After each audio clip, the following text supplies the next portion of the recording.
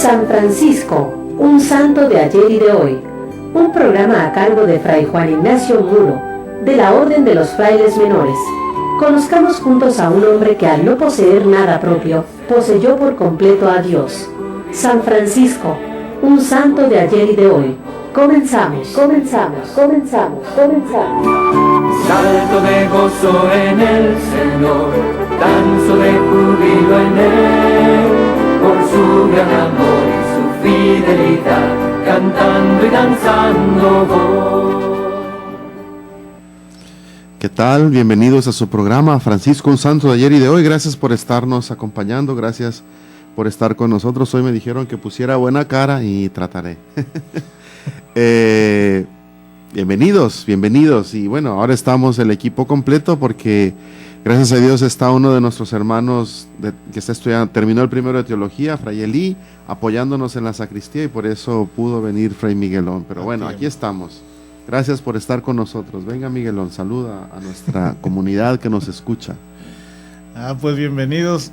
Nos da un gusto enorme estar aquí con ustedes de nueva cuenta. Y a tiempo, ¿verdad? Porque pues ya ando corriendo porque pues ahí nos anda faltando gente a veces en la casa y pues ya ven que anda uno corriendo para todos lados. Pero así como decía el padre Nacho, hay un estudiante ahorita que está con nosotros y pues entonces él está ahí atendiendo a la sacristía y de esa manera pues me da un poco de oportunidad ahí de venirme más temprano. Y ahora hasta me dio chance de bañarme, aunque no lo crean, me bañé ahora. Gasté agua. Y bueno, un saludo para todos ustedes, especialmente para Luis Olmedo, que se ha convertido en nuestro más ahí firme colaborador y nos manda chistes. Nos dice en esta ocasión, ¿qué está haciendo una manguera en la calle? Pues no crea usted que regando, dice Luis Olmedo, que está vendiendo mangos. Muy bien. Vendiendo mangos, una manguera. Como dijo aquel payaso, ¿no? ¿Qué dijo? Y pasa Gaspar, y pasa Baltasar, y pasa Melchor, y le aventaron un chor. Ay, Dios santo. Ay, pasa Melchor. Bueno, entonces, después de los saludos de rigor a toda la familia franciscana, especialmente en este día que estamos a 10 de agosto y mañana es día 11. Exacto, la fiesta de Santa Clara. Nuestra Madre Santa Clara, que por cierto creo que el 10, no sé si lo estaba viendo hoy. El 10, no, más bien es después es cuando se aprueba la regla, ¿no? De Santa Clara. Sí, pero la fiesta fue el viernes, creo. La fiesta de la aprobación de la regla. Sí. Muy bien, entonces, si quieren vemos algunos santos franciscanos. Sí, empezamos con los santos y los vamos comentando porque, dado que mañana es la fiesta de Santa Clara, nos vamos a centrar un poco más en esta figura tan poco conocida por la mayoría de las gentes. Entonces sí, venga, empiézale con Santa Clara. ¿Con Santa Clara? Bien. Los santos. Bien, el día 5 de agosto tuvimos la dedicación de la Basílica Santa María la Mayor, nomás le mencionamos de pasada porque es importante. Fue proclamada, dice que fue proclamada Madre de Dios en el Concilio de Éfeso en el año 431, en cuyo honor se edificó en Roma una basílica. Contra la herejía de Nestorio, la iglesia impulsada por San Cirilo de Alejandría definió en el Concilio de Éfeso la maternidad divina de María. Y todo el orbe católico celebró el acontecimiento y el Papa Sixto III dedicó en Roma sobre el monte Esquilino una basílica a la Santa Madre de Dios, Santa María la Mayor, considerada como el santuario mariano más antiguo de Occidente. Una tradición dice que la Virgen manifestó en sueños a unos esposos su deseo de que le levantaran un templo en el lugar, que se cubriría de nieve la noche del 5 al 6 de agosto, de ahí que también se llame Santa María de las Nieves. Y ese mismo día, el día 5 de agosto, tenemos al beato Francisco Sanferdini. Nació en Pesaro, las Marcas, en Italia, el año 1270, de padres nobles, y se le llamaba familiarmente, creo que Checo, ¿no? Checo de Pesaro. Siendo todavía muy joven, quedó huérfano de padre y madre. Entonces distribuyó sus bienes a los pobres, vistió el hábito de la Tercera Orden de San Francisco y se entregó a la oración y a la penitencia, viviendo como ermitaño, pero sin olvidar la práctica de las obras de misericordia. Se le unieron algunos compañeros y para estos y para los pobres pedía limosna por las aldeas y granjas cercanas. Construyó varias capillas dedicadas a la Virgen, cuyo culto difundió, y junto a una de ellas levantó un albergue para caminantes y peregrinos pobres. Fundó con la beata Miguelina, bueno más, no había oído yo este nombre, Miguelina, el 19 de junio, también terciaria franciscana, la Hermandad de la Anunciación de Nuestra Señora para asistir a los enfermos y dar sepultura a los muertos. Él murió en el eremitorio de Montegranaro, en Las Marcas, el 5 de agosto de 1350. El día 7 de agosto teníamos al beato Vicente del Áquila, hermano profeso de la Orden Franciscana, que fue a la vez humilde, limosnero e inspirado consejero espiritual de gente sencilla o de alta condición, adornado con el don de profecía y de milagros, de gran austeridad y muy dado a la penitencia y a la oración. Nació el año 1435 en L'Aquila, en los Abruzos, en Italia, y atraído por la fama de San Bernardino de Siena, ingresó en los observantes de su ciudad natal como hermano lego y ejerció diversos oficios domésticos hasta que se le encargó del de limosnero, que él supo convertir en campo de apostolado por su bondad y santas palabras. Fue una bendición para los tiempos revueltos en que vivió. Murió en el convento de San Julián del Áquila el 7 de agosto de 1504. Y este mismo día, 7 de agosto, tenemos a los beatos Agatángel y Casiano, capuchinos, sacerdotes, misioneros, mártires. Agatángel nació en Vendôme, en Francia, el año 1598. En 1619 entró en la orden de capuchinos y en 1625 recibió la ordenación sacerdotal. Desde 1629 hasta su muerte pasó la vida en las misiones de Oriente Medio. En Alepo se dedicó a estudiar la lengua árabe a la vez que atendía a los cristianos franceses, italianos y otros. Como superior de la misión del Cairo se desvivió por la unión de los cismáticos coptos en Roma. En 1637 lo enviaron como superior de la nueva misión de Etiopía en unión de Casiano, que había nacido en Nantes, en Francia, el año 1607, en el seno de una familia portuguesa. Había profesado entre los capuchinos en 1623 y había sido ordenado sacerdote en 1631. Dominaba varias lenguas orientales. Los dos apenas llegados a su destino fueron apresados y llevados a Gondar, la presencia del rey. Presionado por los jefes coptos y por el pueblo, se vio obligado contra su propio parecer a condenarlos. Así, el 7 de agosto de 1638 fueron ahorcados y apedreados en Gondar, en Etiopía. Y bueno, aquí nos pasamos al 8 de agosto. El 8 de agosto tenemos a Santo Domingo de Guzmán. Él no es franciscano, él es dominico, pero la familia franciscana... Es el fundador de los dominicos, sí, ¿no? De la Orden de los Predicadores. La familia franciscana le tiene un alto aprecio a Santo Domingo de Guzmán, que fue contemporáneo de San Francisco. Él murió el 6 de agosto y su memoria se celebra el 8 del mismo mes. Nació en Caleruega, en Burgos, en España, hacia el año 1171. Estudió teología en Palencia. Como sacerdote y canónico de la diócesis de Osma, acompañó a su obispo al norte de Europa y en aquellos viajes conoció los graves problemas de la iglesia, los estragos que hacían las herejías, en particular la albigense al sur de Francia, la deficiente preparación del clero, la vida poco ejemplar de clérigos y laicos. Consciente de la situación, se entregó a la predicación y para dar mayor alcance a su tarea evangelizadora, fundó con los compañeros que se le adhirieron la Orden de Predicadores o de los Dominicos, que mejor conocida por dominicos, cuya influencia fue enorme en el siglo XIII y lo ha seguido siendo. Adoptó la regla de San Agustín, a la que se añadieron las constituciones propias. La tradición ha unido en un fraterno abrazo a Santo Domingo y a San Francisco, símbolo de la comunión de sus dos familias al servicio de la iglesia. Murió en Bolonia el 6 de agosto de 1221 y fue canonizado en 1234. El día 9, bueno, me estaba comentando el Padre Nacho que la aprobación de la regla se dio cuando se celebró ya.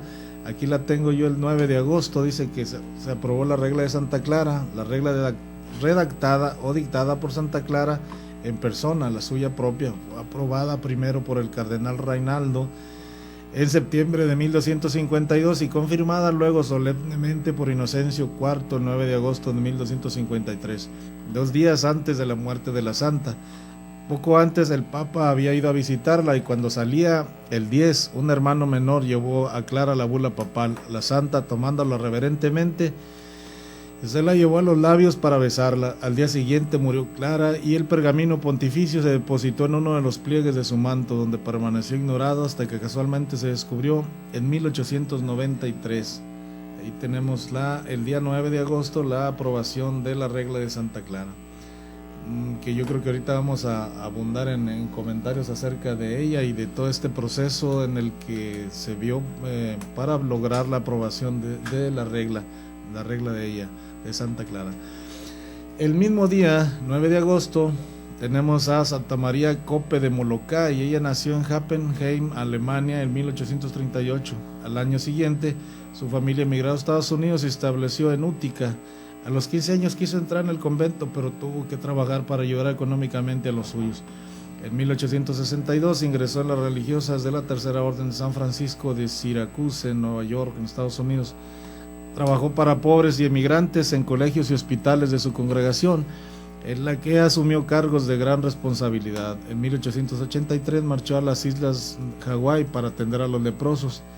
Allí, en situaciones extremas, se consagró al cuidado de pobres y enfermos, promocionó la vida, productividad y trabajo de la gente, organizó hospitales, colaboró en la obra del Padre Damián y la continuó, y así durante 35 años. Amó y sirvió a los leprosos en las islas de Maui y Molokai, donde murió el 9 de agosto de 1918. Fue beatificada el año del 2005 por Benedicto XVI, quien estableció que su memoria se celebre el 23 de enero. Y pues bueno, entonces así de esta manera llegamos a la parte final del primer segmento. Vamos a continuar hablando de nuestra Madre Santa Clara, que es una figura muy importante dentro del franciscanismo. No se vaya, en un momento regresamos con San Francisco, un santo de ayer y de hoy. Y aprovechamos para saludar a todas las personas que nos están acompañando, que nos están siguiendo. Bueno, Vicky Cervantes y Silvia, Rebeca Hernández de Guadalajara, Gloria Minjares y su familia, gracias por escucharnos. Y en fin, a todos desde Mazatlán, Guadalajara, que nos están escuchando, gracias por acompañarnos. No se vayan. Es feliz quien nada retiene para sí. Vamos a un corte y volvemos con más de San Francisco, un santo de ayer y de hoy.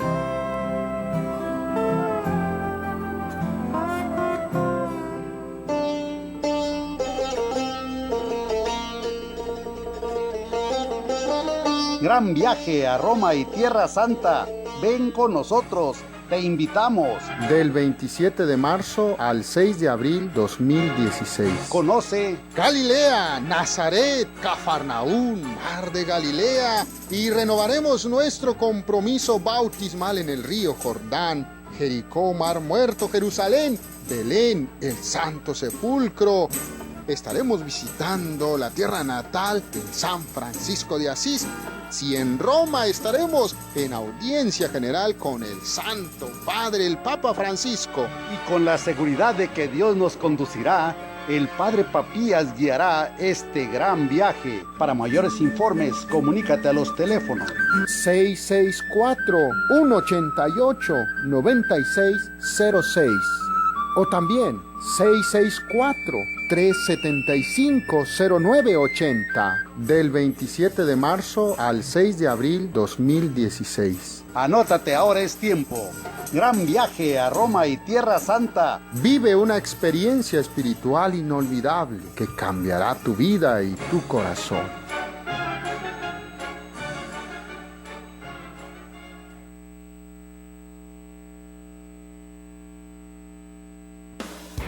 Estás escuchando Colonia Radio.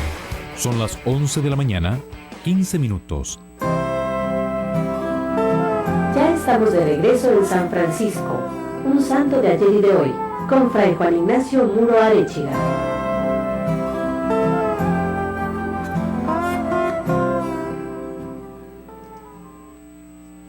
Aquí estamos de regreso, gracias por acompañarnos. Y bueno, ya vimos una serie de santos, vimos lo de la aprobación de la regla de Santa Clara. Es algo interesante esto de la aprobación de la regla de Santa Clara, y tal vez con esto introducimos algo de la biografía de ella. Yo solo quiero señalar que ella conoció a Francisco, se dice, en lo más profundo de de su intuición carismática. Cuando Francisco muere, Clara le sobrevive bastantes años y Clara se va convirtiendo después como en la heredera espiritual o carismática de Francisco, al grado que muchos de los frailes que fueron de los primeros compañeros de Francisco, cuando en el resto de la orden empezaba a haber mucha discusión sobre la manera de interpretar el ideal de la pobreza, el ideal de la itinerancia, el ideal de la misión, del trabajo manual, todo esto, acudían a Clara, y Clara se fue convirtiendo así como una especie de intérprete autorizado del deseo de San Francisco. Obviamente, ella trató de vivirlo y aplicarlo en su monasterio. Para aquella época, esto de la regla es importante porque es la primera mujer en Occidente que escribe una regla que le es aprobada. Todos los demás institutos, las reglas de todas las benedictinas, todos son santos varones, pues los que escriben esta regla adaptada a las mujeres. Es cierto que Clara coge prácticamente la regla de Francisco y la adapta ella, pero añadiéndole algunos elementos. Es cierto también que en este momento fue muy difícil porque la Santa Sede, ante este estilo de vida novedoso, completamente fuera de lo común, no sabía las clarisas, y entonces sí hubo una presión muy fuerte por equipararlas con el resto de las monjas, o sea, de la vida monástica, de tendencia más bien benedictina. Y Clara en principio lo adopta en obediencia, pero siempre luchando continuamente. Todo el resto de su vida fue un luchar para que el Papa le concediera a ella el privilegio de vivir el ideal de Francisco, es decir, sin nada propio. Piensen que todos los otros monasterios digamos, de origen, de ascendencia benedictina o agustina, todos, como las hermanas vivían encerradas, las monjas vivían encerradas, ellas también podían tener terrenos o rentas, es decir, si alguien les donaba un terreno, ellas podían poner gente a trabajar y ellas, como las dueñas, como las señoras de aquello, recibir la renta, decidir quién sembraba, quién no sembraba, cuánto les pagaban, etc. Clara quiso renunciar absolutamente a esto. Ella, por más que el Papa que fue amigo de Francisco, es decir, el cardenal Ugolino, que conoció bien a Francisco y bien a Clara, cuando Francisco muere y el cardenal Ugolino llega a ser el Papa que fue Gregorio IX, como era muy amigo de Clara, frecuentemente la visitaba y ella le insistía que le concediera este privilegio, y el Papa decía: es que es imposible, humanamente hablando no se puede, ¿cómo vas a sostener a las hermanas? Estás mal. Y así como son un poco las mujeres, ¿verdad? Bueno, no todas, pero bueno, no, la verdad, todas, que en realidad siempre se salen con la suya. Así Clara, insistentemente, consigue finalmente del Papa que le apruebe una regla de vida para ella y las hermanas, cuyo elemento principal es el privilegio de la pobreza, le llama a él, o sea, el privilegio de no tener terrenos ni nada, sino su propio trabajo para subsistir. Otro de los elementos muy característicos es de que, aunque ella adopta para la superior el título de abadesa, porque así se lo imponen en la Santa Sede, sin embargo, siempre con la mentalidad de Francisco, la abadesa no es la superior, a la que sabe más, la representante de Dios, no. Es simplemente la custodia de las hermanas, aquella que es responsable, como en la mente de Francisco es el ministro, el responsable de los hermanos, responsable de convertirse como un instrumento, una mediación para poder discernir o ayudar a discernir a su comunidad, a su fraternidad, lo que es la voluntad de Dios para la vida de todos. Y al mismo tiempo este otro elemento de una vida fraterna intensa, en el que también Clara, de alguna manera embebida en el carisma, en la intuición evangélica de San Francisco, quiere que en el monasterio, o sea, en la comunidad, las relaciones de las hermanas sean así, de hermanas, donde no importan títulos, ni estudios, ni ninguna otra cosa, sino el ideal de vivir el evangelio. Lo interesante es que Clara está a punto de morir cuando le llega la bula. De hecho, muere contemplando y besando aquella bula, o sea, aquella regla por la que combatió y luchó tanto tiempo. Pero las hermanas, pues nunca faltan personas inocentes, ¿verdad? Cuando la sepultan, le ponen en las manos, entre el hábito, su trofeo. Y ese trofeo, o sea, la regla, aunque las hermanas sabían de qué se trataba, porque estuvieron siempre luchando y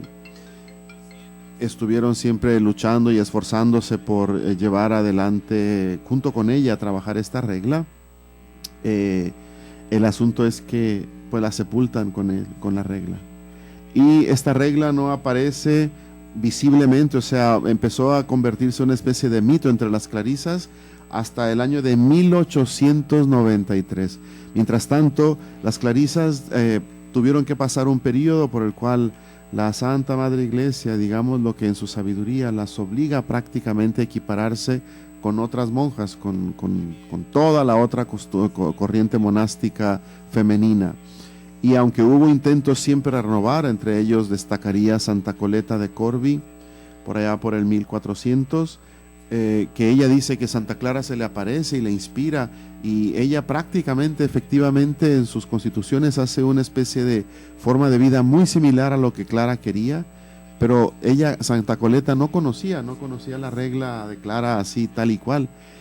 Dice ella llegó a decir que fue Clara la que se le apareció. Entonces, parece ser que la Madre Santa Clara era un poco inquieta, ¿no? No sé si todavía lo será, porque también, pues ni modo, así hay que decirlo. Santa Teresa de Ávila dice que a ella, Santa Clara, se le aparece y le inspira que reforme el Carmelo, la orden de los carmelitas, y entonces toda esta dinámica de andar descalzas o vivir en pobreza, pequeños monasterios, sin terrenos que cultivar o que rentar, sin una renta asegurada para asegurarle la vida a ellas, todo esto sería inspiración de Santa Clara, que unos 300 años antes vivió esta aventura del Evangelio. Entonces, por eso se celebra también entre las clarisas el descubrimiento, el hallazgo de la bula en sí misma de la regla de Santa Clara. En la tumba de Clara, entre los pliegues del hábito de Clara, allí encontraron esta bula. Pues ya te quité toda la hora, Miguelón. Venga, échale ganas. No, pues está bien. No, yo nada más iba a decir la pequeña biografía de Santa Clara que aparece aquí en los santos que yo aquí recabo. Es muy sencillita, pues dice: Santa Clara de Asís nació en Asís, en Italia, el año 1193 en el seno de una familia noble. Cuando San Francisco se convirtió a Dios, empezó a predicarla. Cuando San Francisco se convirtió a Dios y empezó a predicar, a Clara lo escuchaba a gusto y se entrevistaba con él en secreto. La noche del Domingo de Ramos de 1211 o 1212, Clara abandonó la casa paterna y se consagró a Dios en la porciúncula en manos de San Francisco. Acto seguido la acompañaron al monasterio de benedictinas de San Pablo de Bastia, de donde pasó más tarde a la iglesia de Santo Ángelo de Panzo y luego a San Damián. Pronto la siguieron otras jóvenes y con ellas, bajo la guía de Francisco, se formó en San Damián, a las afueras de Asís, la comunidad que se convertía en la Orden de las Clarisas. Ahí vivió Clara encerrada en pobreza, oración y caridad más de 40 años, gran parte de los cuales estuvo postrada en cama.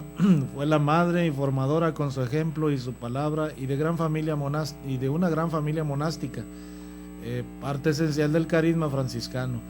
La víspera de su muerte tuvo la alegría de ver aprobada por el Papa el 11 de agosto de 1253 y la canonizó Alejandro IV el 15 de agosto de 1255.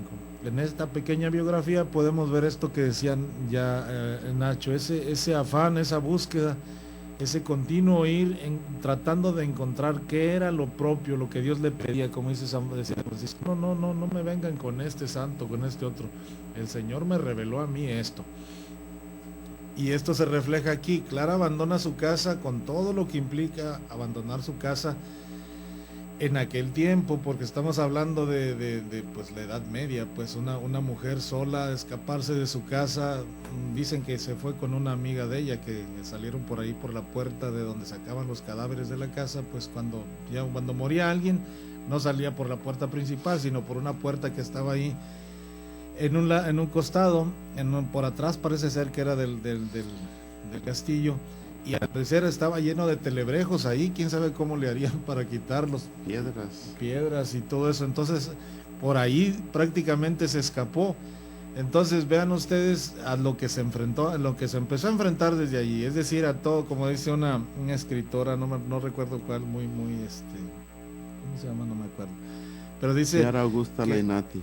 Bueno, una de ellas, es que dice que dejó una polvadera de comentarios y podrían ser negativos. Oigan, se escapa de su casa, se va con unos hombres a medianoche, pues no van a decir que van a rezar el rosario.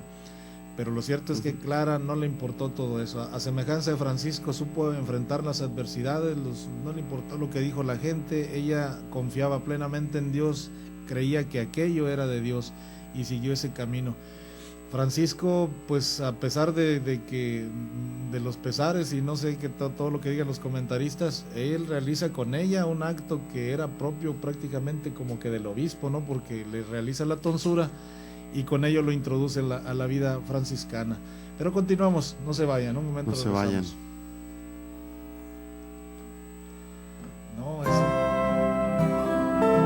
Es feliz quien nada retiene para sí. Vamos a un corte y volvemos con más de San Francisco, un santo de ayer y de hoy.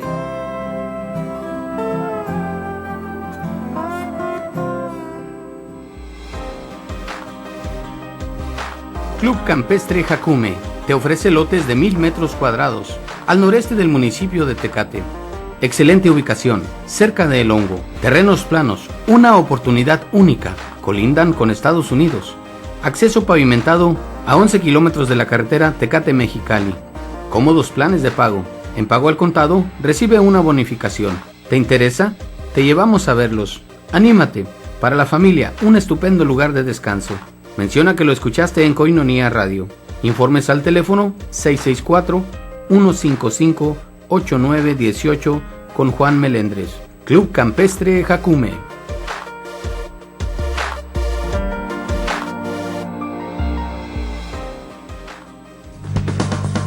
Sammy's Bakery apoyando a Koinonia Radio. Por cada donación que hagas en Sammy's Bakery de $10 o más para el sostenimiento de Koinonia Radio, te regalarán un pan y un café. Solo tienes que entregar tu aportación en un sobre con los siguientes datos: nombre, dirección, teléfono y fecha de cumpleaños, y entregarlo en Sammy's Bakery. Estamos ubicados en 6181 Imperial Avenue, San Diego, California, 92114. Haz tu donación ya. Sammy's Bakery apoyando a Koinonia Radio.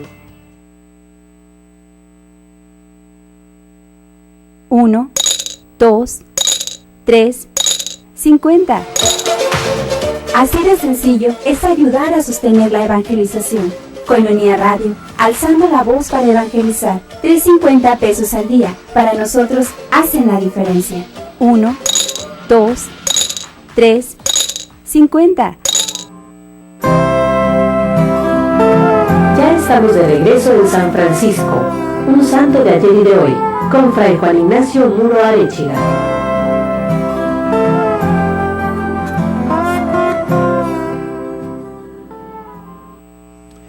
Aquí estamos de regreso para continuar con esto de de Santa Clara, de lo que estamos hablando. Y bueno, quiero agradecer a Carlos Roberto, que nos está escuchando desde La Paz, que me mandó un mensaje diciendo efectivamente, bueno, que le agrada esto que estamos diciendo. Pero les leo lo que nos dice, dice, ay, ya se me perdió, aquí está. Dice que respecto a lo que dices hay que entender el contexto medieval, donde era común que el esposo fuera a pelear a las cruzadas mientras la esposa se quedaba cuidando la casa, además de hacer oración por el esposo que se fue. Y la regla de Santa Clara refleja mucho esto, que en verdad tuvo influencia de otras reglas benedictina, premonstratense, agustina, pero ella sí, como estábamos diciendo, quiso darle un énfasis a esto espiritualidad, o sea, a las intuiciones de Francisco, y también con esta convicción de que ella y las hermanas eran la parte orante que intercedía por los hermanos que andaban en la calle, en la misión, en los caminos, etc.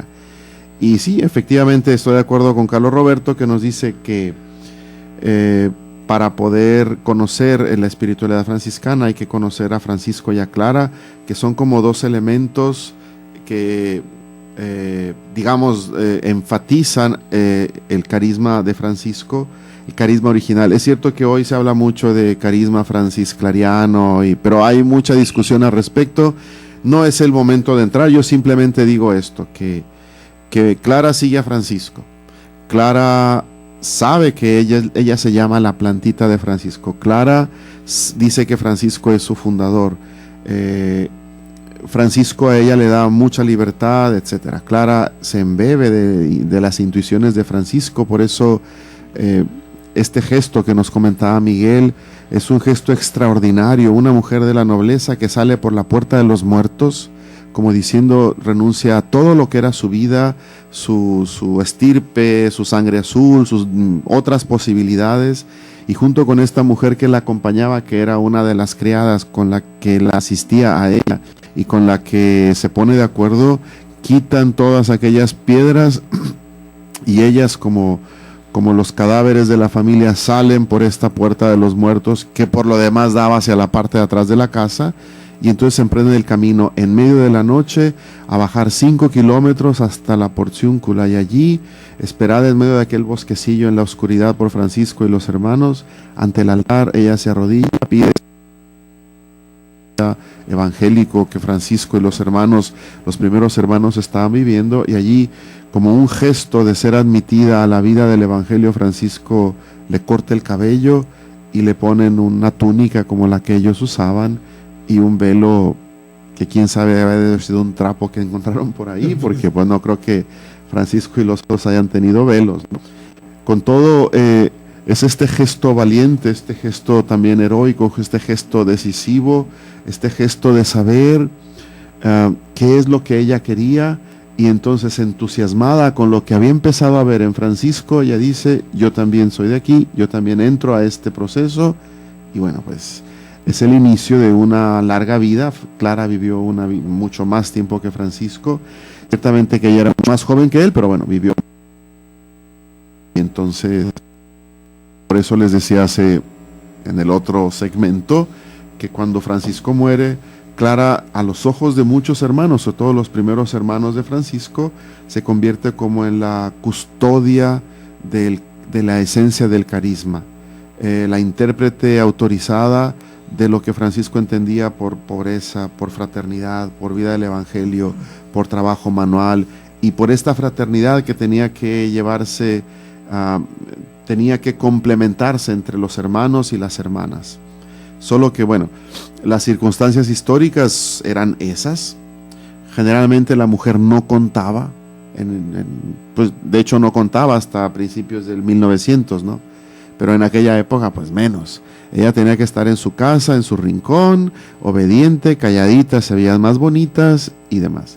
Y de ahí que impacta cómo Clara, junto con otras mujeres del medioevo, pero Clara también, digamos, es buscada por el emperador, por el papa, por mucha gente de la curia, por muchos frailes, por los ministros generales de la primera época, Fray Elías y demás, por los frailes que estuvieron cerca de Francisco, o los que ya no estuvieron cerca de Francisco, o sea que no les tocó ser de las 2 primeras generaciones, sino digamos la tercera generación, pero que querían conocer a Francisco, iban a ponerse a los pies de Clara a decirle: cuéntanos cómo empezó, cuéntanos él qué sentía, cuéntanos él qué pensaba, dinos qué era el ideal del padre Francisco.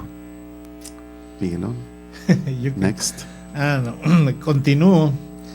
A mí me resulta muy impresionante la figura de Clara, porque es como decía Carlos Roberto, es en el tiempo, es el del medioevo. La mujer no es importante. Todavía pues había hasta movimientos de las llamadas reclusas que se recluían completamente y no salían, estaban ahí encerradas completamente.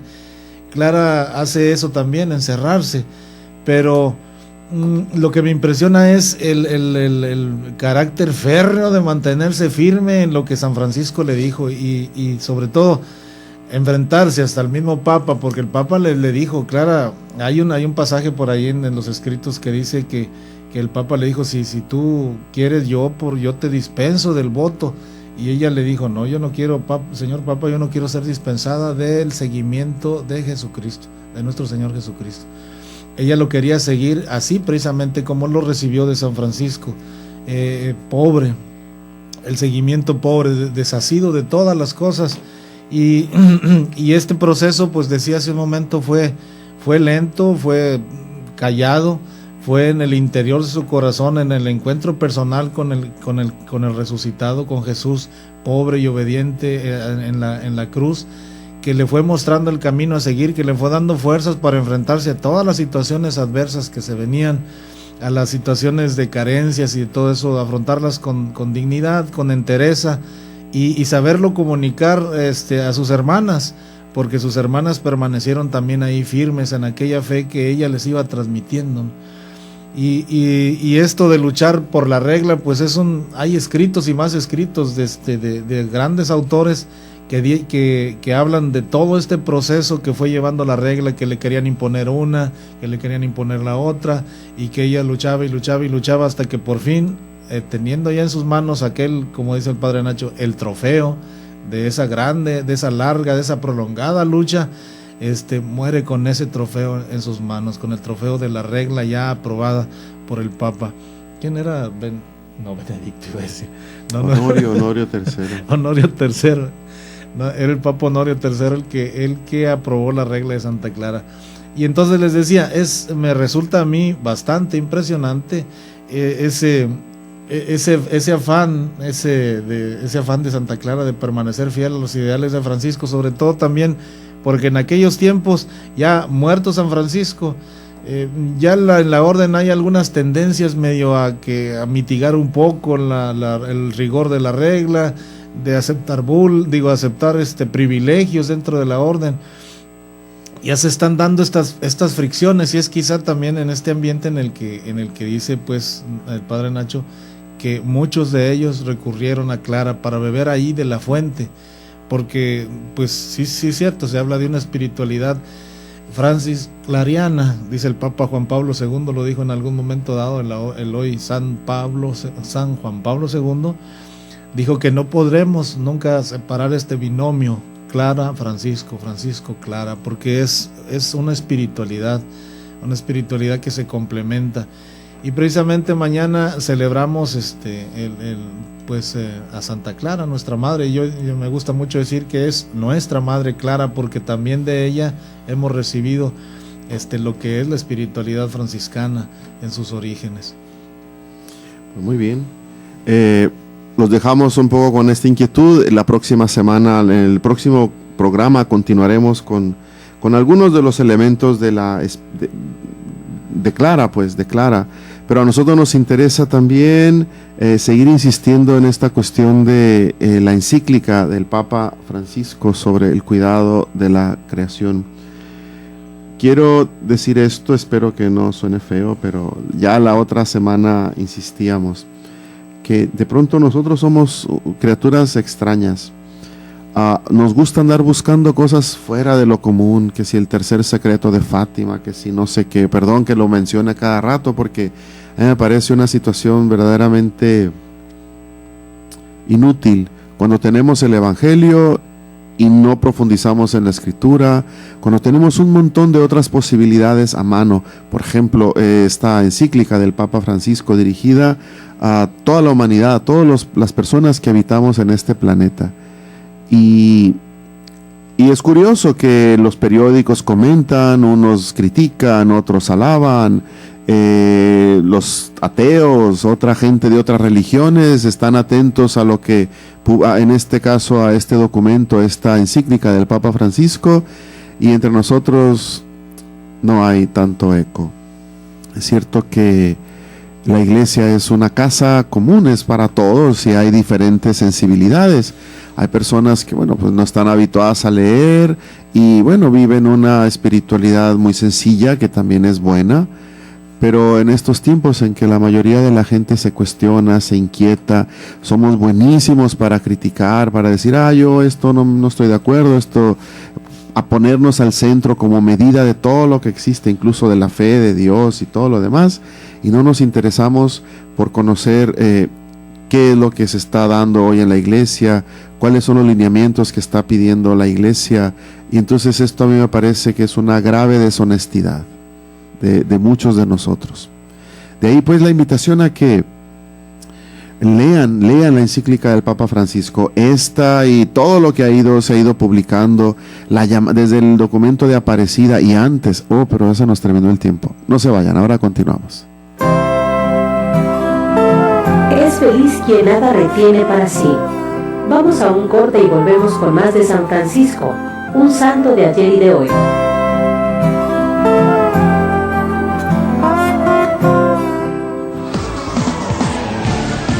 ¿Cuál es tu vocación? El Seminario Diocesano de Tijuana te invita a participar de la campaña vocacional Ven y sígueme. ¿Te has preguntado si estás llamado a ser sacerdote, religioso o religiosa? ¿O a casarte para formar una familia? ¿Ser soltero célibe tal vez? Solo Dios tiene la respuesta. Descúbrelo y visítanos en Facebook, Twitter, Instagram y YouTube como Seminario Tijuana. Y no olvides nuestra página web seminariotijuana.org. Apóyanos compartiendo el hashtag Ven y sígueme.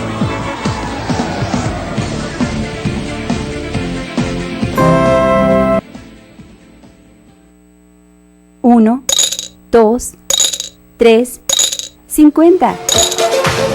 Así de sencillo es ayudar a sostener la evangelización. Koinonia Radio, alzando la voz para evangelizar. 3.50 pesos al día, para nosotros hacen la diferencia. 1, 2, 3, 50. Sammy's Bakery apoyando a Koinonia Radio. Por cada donación que hagas en Sammy's Bakery de $10 o más para el sostenimiento de Koinonia Radio, te regalarán un pan y un café. Solo tienes que entregar tu aportación en un sobre con los siguientes datos: nombre, dirección, teléfono y fecha de cumpleaños, y entregarlo en Sammy's Bakery. Estamos ubicados en 6181 Imperial Avenue, San Diego, California, 92114. Haz tu donación ya. Sammy's Bakery apoyando a Koinonia Radio. Estás escuchando Koinonia Radio.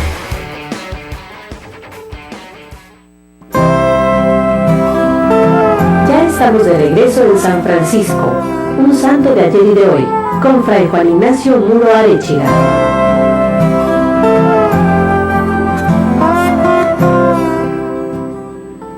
Bueno, aquí estamos de regreso. Gracias por estarnos acompañando y solamente quiero volver a enviar saludos a todos los que nos están escuchando. De manera especial a Chayito Aguilar, que desde Aguascalientes nos está escuchando. Muchas gracias. Muchos saludos a Felipe y a toda la familia. Un abrazo desde Tijuana. Espero que tú se hayas leído la encíclica. Seguramente sí. Porque bueno, la Chayito es de esta misionera del Nayar, de esta gente de armas tomar. No de armas tomar, de ponerse en acción al servicio responsablemente de la comunidad. Véngale pues, Miguelón, que iba a contar un chiste, dice, vamos a ver. Es que nos están faltando los chistes, hombre, no podemos dejar a un lado nuestra alegría. Aspecto lúdico. Pero también unos chistes, unos saludos. Parece ser, no me ha confirmado, pero dice que sí, nos están escuchando allá en Cocorit, allá cerquita de Esperanza, Sonora, cerca de Obregón. Un saludo ahí para Karina Méndez Valenzuela, su familia, sus hijos, sus hijas. Bueno, tiene un hijo y 2 hijas, para su mamá y su papá. Su mamá era conocida, por si no sabían, su mamá era conocida como la Lola Beltrán de Cocorit. Muy bien cantaba. Caray, sí. Y también ella, Karina. Un saludo, Karina, si nos está escuchando. Saludo afectuoso de acá de tus hermanos franciscanos. Y bueno, ahí van los chistitos. Pues dan de cuenta que un cavernicolita, o sea, un cavernícola chiquito, un carnivolita, hoy no. Un cavernicolita llega de la escuela pues a su casa y le da las calificaciones a su papá, el cavernícola grande, pues. Y entonces el hombre las mira detenidamente y dice: mira, que repruebes casa lo comprendo porque eres pequeño y todavía no puedes usar la lanza. Que repruebes agricultura te lo paso porque es un rollo y al principio pues cuesta trabajo a entenderlo. Que repruebes pintura rupestre, pues bueno, te lo perdono porque estás pequeño y no coordinas eso, pero que repruebes historia te pasa si apenas llevamos 2 páginas? Miguelón. Es cavernícola. Bueno, en un testamento, resulta que está un anciano haciendo su testamento con el abogado y le dice el viejo: y mi última voluntad es que me entierren con música. Y dice, a lo que respondió el abogado: no faltaba más, señor Sánchez, pero dígame una cosita nada más. ¿Qué tipo de música le gustaría escuchar? Óigame nomás, ¿usted cree que la va a estar escuchando? La va a estar escuchando. Ay, acá el de los controles, ¿cómo te llamas tú? Adolfo, le entendió tarde. En otro, andaba un señor vendiendo, un señor llega a un abasto y pregunta: señor, ¿me da un pote de veneno para matar cucarachas? Y el vendedor le responde: ¿para llevar? Dice: no, si quiere le traigo todas las cucarachas que tengo ahí en la casa. Bueno, no sé cómo le haría para contar las cucarachas. Esa está como la del doctor, una mujer que llega rápido porque se va el tiempo. Una mujer llega a la farmacia del pueblo y le dice al boticario: oiga, necesito que me venda un poco de arsénico. Ah, caray, dijo el boticario: no se lo puedo vender. ¿Para qué lo quiere? Es que quiero envenenar a mi esposo. Ave María, menos, así menos. ¿Pero qué pasó? ¿Por qué quiere hacer eso? Y dice: es que me está engañando. ¿Pero usted está segura? Sí, mire. Y sacó una fotografía y resulta que el esposo de la mujer estaba con la esposa del boticario. El boticario ve y se le salen los ojos y dice: ah, caray, señora, entonces con esta receta ya estamos hablando de otra cosa. ¿Cuánto arsénico quiere? Es que era la esposa del boticario. Válgame Dios. Bueno, el último de pescaditos. Le dice la patrona, le dice: oye, Luisiana, ¿le cambiaste el agua a los peces? Y dice Luisiana: no, porque todavía no se termina la que les puse la semana pasada. Pero mira cómo ven los... Bueno. Válgame Dios. Bueno, vamos a continuar con la encíclica del Papa, que por otra parte el Papa dice que seamos cristianos alegres, pues. Mire, le voy a leer este pedacito, es del número 22, dice: nos cuesta reconocer que el funcionamiento de los ecosistemas naturales es ejemplar. Las plantas sintetizan nutrientes que alimentan a los herbívoros. Estos a su vez alimentan a los seres carnívoros, que proporcionan importantes cantidades de residuos orgánicos, los cuales dan lugar a una nueva generación de vegetales. En cambio, el sistema industrial, al final del ciclo de producción y de consumo, no ha desarrollado la capacidad de absorber y reutilizar residuos y desechos. Más claro, aquí lo dice, bueno, asesorado, claro, el Papa me imagino por ahí, gente que conoce de todo esto. Pues es cierto, la naturaleza tiene un funcionamiento. Recuerdo en aquella ocasión que veíamos, bueno, cuando estábamos más chavalos, que veíamos la del Rey León, que decía el Rey León, le decía el niño, el Simba, le decía de su papá: papá, pero nosotros comemos cebras. Dice: sí, pero las cebras comen pasto, nosotros comemos a las cebras, pero cuando nosotros morimos, nuestro cuerpo fertiliza ahí la tierra, o sea, se hace polvo ahí con la tierra.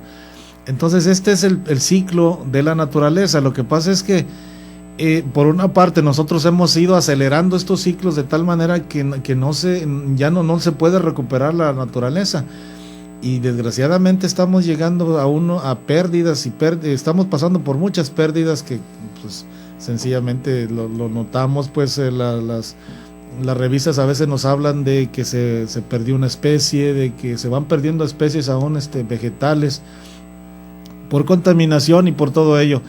Pero además de esto, la naturaleza no se puede reponer. El sistema industrial dice: al final del ciclo de producción de consumo no ha desarrollado la capacidad de absorber y reutilizar los residuos y desechos. La naturaleza sí se repone por sí misma, pero su proceso es lento. Es mucho más lento claro, que todo lo que nosotros hacemos. Y nosotros podríamos sujetarnos. Lo que pasa es de que con este sistema en el que vivimos, en el que nos imponen necesidades que en realidad no tenemos, y nosotros andamos también acelerados por comer manzanas o no sé, sandías en invierno, hemos hecho un desbarajuste, un desorden, y esto es lo que el Papa dice. Es decir, los estudios de los científicos, de los que son especialistas en esta área.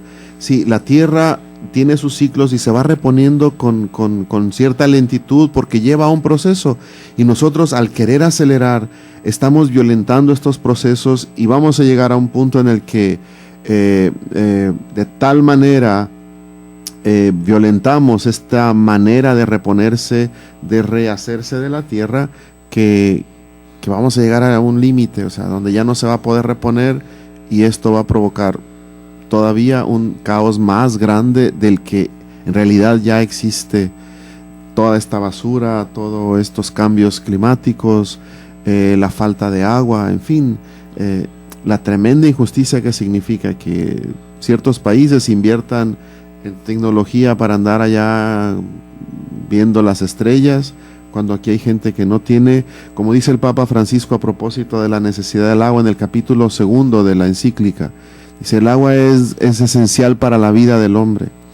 Cuando una persona no tiene acceso al agua potable, se le está negando sus derechos humanos más elementales, se le está asesinando prácticamente. Es una tremenda injusticia. Y eso también lo dice a propósito de esto que se prevé que en un futuro no muy lejano, la guerra o la lucha, como hoy es por el petróleo, va a ser por el agua, por tener posesión del agua potable, el agua limpia, y entonces decidir a quién y cómo distribuirla o venderla. De alguna manera ya se da cuando nos venden agua embotellada, porque hemos de tal manera contaminado y violentado el sistema que ya el agua potable que se supone que se tiene que potabilizar de parte de los gobiernos no consigue al menos esa norma para que pueda ser bebida. Y bueno, pero todo un desbarajuste, un caos que se está creando. Gracias a Dios, creo que a nivel internacional ya se ha tenido una repercusión más positiva esta encíclica del Papa. Nosotros estamos aquí tratando de, como dice el Papa, hacer lío, levantar la voz para evangelizar, como dice el señor obispo. Y pero a nivel internacional también se están haciendo ya cosas, ¿no? Por ejemplo, aquí me encontré un escrito de una unión de científicos comprometidos con la sociedad y la naturaleza. Tiene poco, acaba de salir este escrito. Dice, entre otras cosas, dice, el conocimiento científico y tecnológico, en particular aquel desarrollado sin el debido control social, ha contribuido a crear problemas ambientales y de salud con alcances muchas veces catastróficos e irreversibles. Cuando la ciencia está con la tecnología, están a favor de intereses que no son comunitarios, sino son transnacionales, empresariales, de productividad, de cuando se fijan normas para tratar de producir más con menos, y así pues está violentando la naturaleza. Gracias a Dios que decía que se está haciendo algo ya a nivel internacional, está levantando por ahí la voz a una comunidad de científicos que se ha unido. Dice que a los pocos días de circular un escrito, que ya pues no me alcanza el tiempo para mencionarlo, se unieron inmediatamente 50 reconocidos y respetados académicos de Argentina, México, Ecuador, Costa Rica y Brasil, que se adhirieron a esta declaración. Es agradable constatar pues entonces que la voz del Papa no está cayendo en el vacío, sino que se está tomando en cuenta esta encíclica, y que muchos de los que la han leído han ido tomando en cuenta más seriamente que ciertamente es este pequeño grano de arena azul que flota en el espacio, es nuestra casa, este planeta somos nosotros. Pues muchas gracias por acompañarnos, saludos a todos y nos vemos en la próxima emisión. Pase bien. Esto fue todo en el programa San Francisco, un santo de ayer y de hoy. Esperamos contar contigo en el siguiente programa. En esto es en lo que podemos gloriarnos, en nuestras flaquezas y en llevar a cuesta cada día la Santa Cruz de nuestro Señor Jesucristo. Dios te bendiga y hasta la próxima. Salto de gozo en el